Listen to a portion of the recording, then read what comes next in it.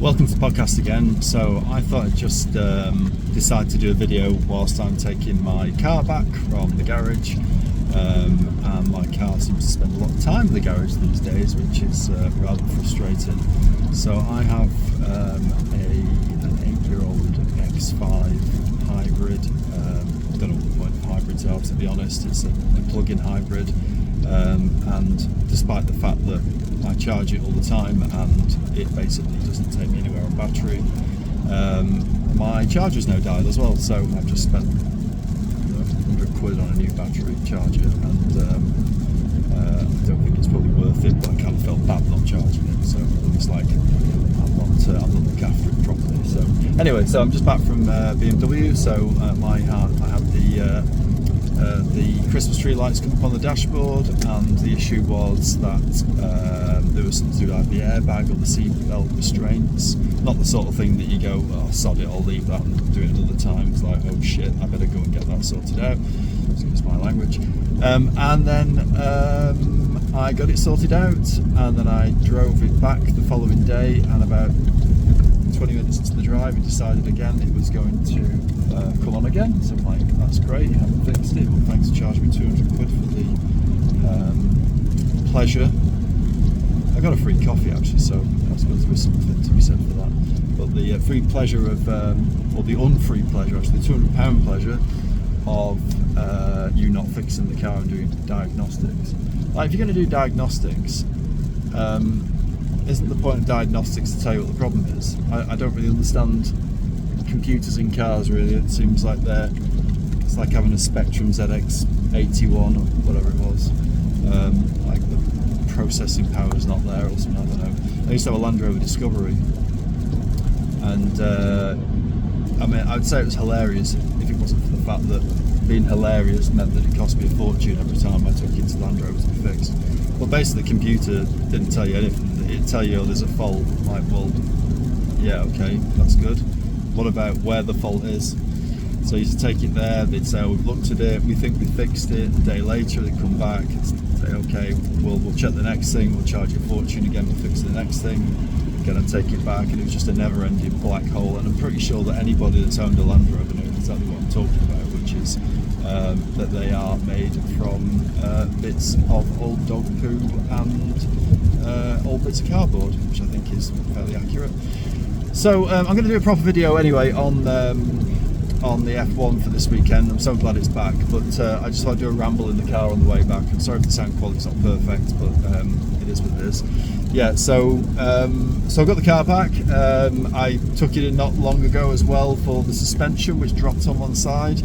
That was expensive, and it's just had new brakes on the front as well. So, you know, I hope you're not going down the Land Rover route, Mr. BMW, because you might be old, but you're older than that, you might have about kilometres to 116,000. So yeah, I thought I'd just give you a little update on my car, which is not very interesting. Anyway, back to F1. The good news is, well, you can't see, but I am driving in, well, I guess you can see driving in the pouring rain, and I thought, well, I'll just have a quick look at the weather forecast for Zandvoort for the weekend to see what it's going to be like in Northern Europe, because if it's like this in Central Europe, it's possibly going to be similar in Northern Europe as well. Excuse me. This is definitely not edited. So I did that, and yes, the good news. Oh, speaking of yes, I'm driving behind a bloody what are they called? The pure cringe Mercedes. Oh God, why can I not remember the name of them? The little Jeep things that cost about £1 billion and are driven by douchebags. Anyway, so this one's got a registration plate. Yes, why yes? 66666. So I don't know what that's supposed to mean, but somebody's obviously paid a lot of money for that, and for what? Anyway, so yeah, so I've got the car back. Blah blah blah. F1. So yes, it will hopefully be peeing it down this weekend. It looks like it's going to be changeable, so we might find that it's going to be cloudy in places. It might even be dry, or not dry, but it might even stop raining for the race. But it looks like it's going to pee it down all morning. and I'm here for that. I am absolutely here for all the rain in F1. I think it's a great leveler, and I'm hopeful that actually we're going to see some fun and games on Sunday, and hopefully Saturday as well in qualifying. The weather forecast is similar on Saturday as well, basically lashes it down, stops for a while, lashes it down again. So let's just hope it's absolutely lashing it down. Well, actually, let's not hope it's lashing it down when quality's about to start, the race is about to start, because you'll get all the drivers going, oh, I've got a speck of rain on my helmet, I think we should cancel the race. Oh no, my lipstick's running slightly because of all the rain dribbling down through the helmet. It's like, grow up. Honestly, what's the point of having wet tyres if you're not going to blooming race? I don't understand it. So yeah, it's I mean, like Spa for me was I don't know what to say really. For me, Spa should have started after about half an hour, and instead they had this charade of like going round and round the circuit forever in a day, and then stopping and waiting forever. I hope that doesn't happen in the Netherlands on the weekend, because it's quite an interesting track actually, Zandvoort. And I'm a bit sad it's going as well. I think is it the last race this season, or was it next season? I can't quite remember. And it's actually one of the tracks I would like to go to. I've been to, there are quite a lot of beach festivals there. It's right next to the beach on the northern coast. I've been past the track, I haven't been inside.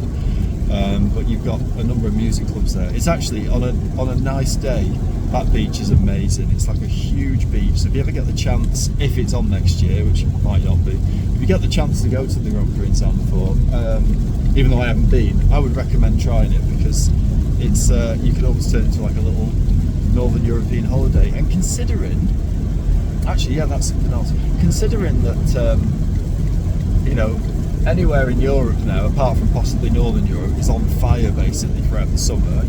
The fires now start in about February and end in November. It's like 8 million trees are just destroyed every single day.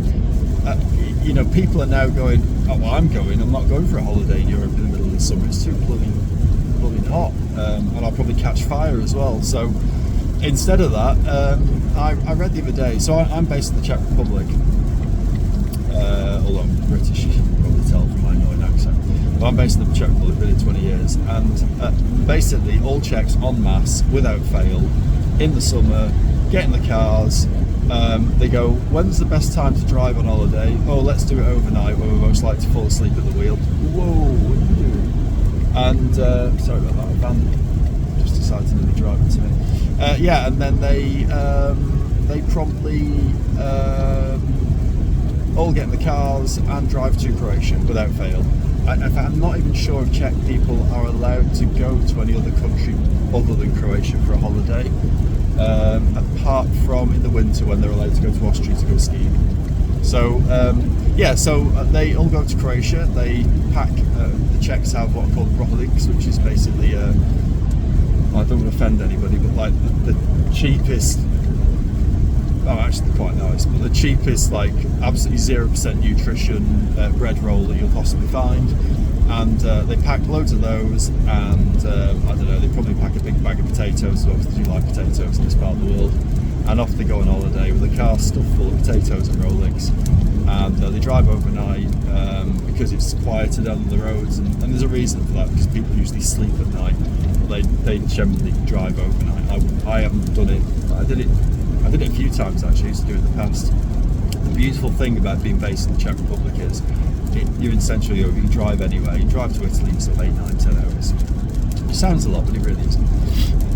And I did it overnight a couple of times. I remember once coming back and I had been driving for so long, it was stupid, and I learned a lesson from it. I've been driving for so long that I was essentially hallucinating, and I realised at that point you absolutely have to stop driving. So just a warning to anybody who has this bright idea of driving overnight. I wouldn't bother actually, unless you really need to. Anyway, I digress. What I was trying to say was, I was reading the other day that Czechs who all go to Croatia en masse, now more of them are going to northern Poland, to Gdansk.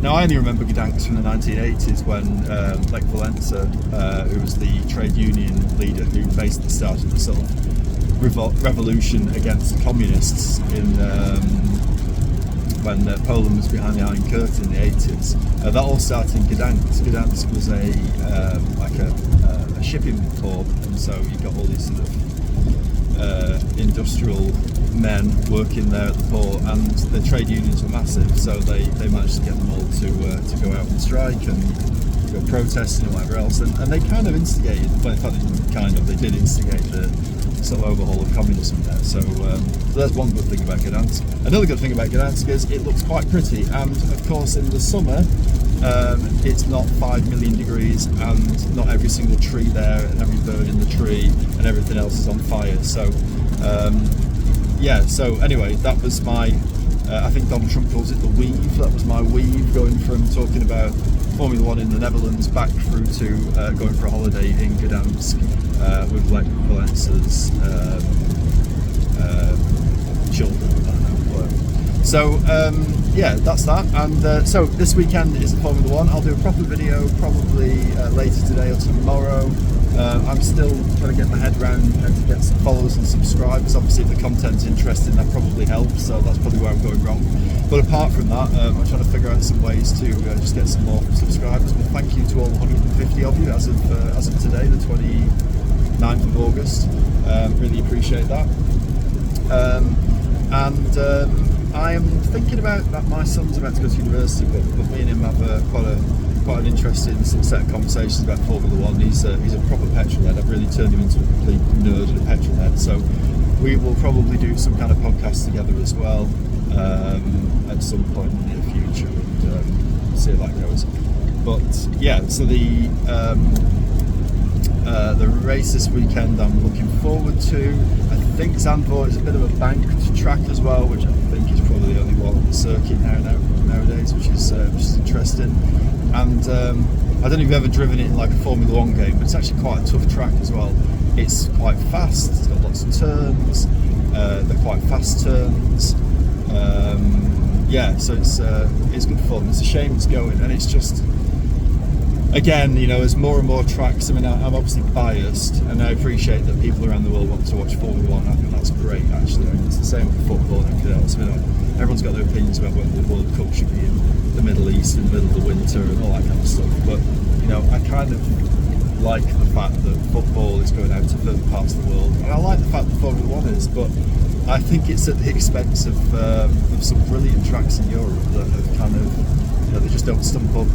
If they ponied up and paid whatever the ransom is now for hosting the Formula One race, obviously they'd probably have a better chance of getting it. But I might do a video on that, although there have been plenty of videos about sort of all the Formula One tracks that have been built and abandoned. I mean, I reckon possibly the most embarrassing one is India. So I might do a bit of content on that at some point. I don't know if you're interested. If you're not, that's fine. Probably I'll get some subscribers first to tell me, and then people actually comment. So I'm talking to myself a little bit, but I find that interesting how even just like the politics and everything else around it, about the fact that there's great fanfare about some track being built, just like with the Olympics, where there's great fanfare about a new stadium being built, and it's going to be a legacy. There's always going to be a legacy, isn't there, with the Olympics? And then 10 minutes later, the equestrian pools turn into a giant public toilet, and the skateboard park is basically a place where people can go and jack up and whatever else. So so I think I might do a video on that. The good thing about tracks like Zandvoort is that these are like multi-purpose tracks. So they're used for other races throughout the year. Obviously Formula One, I presume, brings in the big money if they can make a profit over the ransom fee, which I reckon they can, because when I was in Austria, I was in Spielberg a few weeks ago for the F1 there. Sorry, I keep going on about it. I think it was €12 for a beer. Now, I expect to pay more than €6 for a beer, maybe even €8 for a beer, maybe even €10 for a beer at an event like that. But €12 for warm,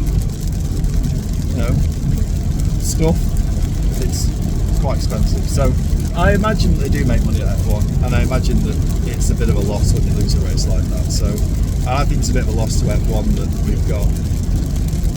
Do you know what? I wouldn't even mind if there were new tracks being built that were interesting in other countries. But we seem to have this obsession now, or F1 has this obsession now, with just basically building road races and making them a bit poo.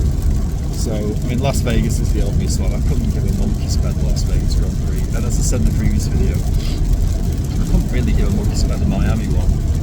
Apart from all the paraphernalia and all the just bling and, like, you know, basically people with fairly low IQs and big gold chains walking around saying, hey man, I'm really into F1, I've been into it for like 3 weeks and yeah, it's just dope and all that kind of rubbish.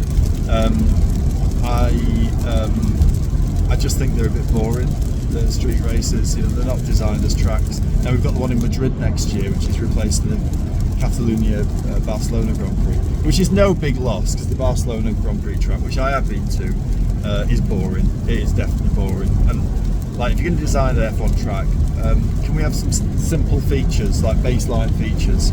Here's one. Can we have the ability for cars to overtake each other, please? Yeah, that rules out Barcelona. So hopefully the Madrid track will be different. But again, it's kind of a street circuit and it's built around the exhibition hall, which is nowhere near Madrid. I've been to that exhibition hall. Yeah. Anyway, I'm just moaning. Sorry, it's a Friday morning and it's absolutely chucking me down with rain, and I've just paid a fortune again to have my car fixed, which we've been at this for 16 minutes now. In fairness to BMW, this car has lasted 16 minutes without the warning lights coming on, so maybe they have actually fixed it this time, we'll see. Yeah, I'll do a proper video later on. If you want to hear me talk gibberish, I am really good at talking gibberish, so if you want to just ramble like this for ages, I can do. But at the moment, I'm just going to bang out some more, slightly more, we call them professional, but some slightly more interesting F1 videos. I'll do a few news clips and stuff like I normally do, but we'll talk a little bit about the race, the prep for the race, and see what people are saying. I haven't really kept in touch with any news on the teams, although I haven't seen any news on the teams, particularly when I'm having a quick browse around the internet, so I don't think anything major's happened over the last 3 or 4 weeks, other than what I posted the other day, which is that Cadillac have made the brave decision to hire 2 slightly washed elderly statesmen to drive their absolute love of a car that will almost certainly be coming at the back of the grid and will be known as the American version of Maverick Racing. So with that, I'll leave you in peace. I'm going to get a coffee so I cheer up a bit. I'll speak to you later.